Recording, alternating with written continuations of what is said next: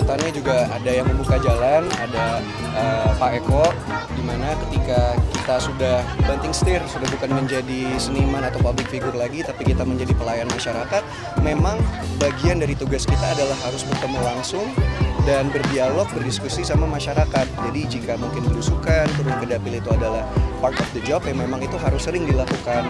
Dan Mas Eko juga contoh, bukan hanya ketika reses saja, tapi hampir setiap minggu, bahkan beberapa hari sekali, beliau turun ke dapil, dan itu juga yang dilakukan oleh semua teman-teman anggota DPR RI di fraksi PAN. Saya pun juga kemarin habis safari keliling di dapil, di Jawa Barat, Karawang, Purwakarta, Kabupaten Bekasi. Nah, hari ini saya dapat tugas dari Ketum untuk keliling di sekitar DKI Jakarta, dan titik pertama saya di dapil Mas Eko ini di Jakarta Timur.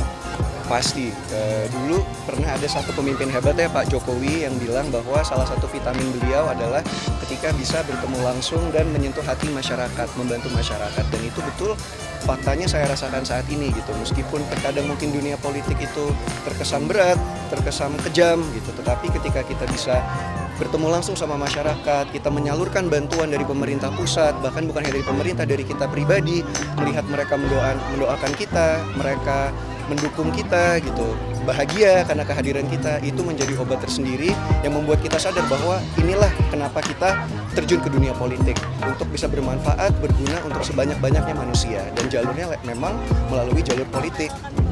Betul, mungkin selain Mas Eko juga kebetulan saya memiliki sosok ibu ya, Mama Vena, yang duluan terjun ke dunia politik. Dan memang betul ketika kita sudah dipilih oleh rakyat, kita harus melepas segala atribut keartisan yang melekat pada kita. Mungkin dulu Mas Eko aktor yang sangat terkenal, seniman yang sangat terkenal gitu. Sekarang kita sudah bukan lagi penghibur masyarakat, tapi kita adalah pelayan masyarakat. Jadi itu pun harus diubah stigmanya, dari yang biasanya mungkin orang ketemu kita untuk meet and greet, ini kebalikan, kita yang harus sering bertemu dengan konstituen dan masyarakat yang ada bukan hanya di dapil kita, tapi di seluruh Indonesia. Dan itulah yang kita coba terapkan saat ini. Ya, cukup ya. Terima kasih ya. Sama-sama. Terima kasih ya, Pak Eko harus pergi.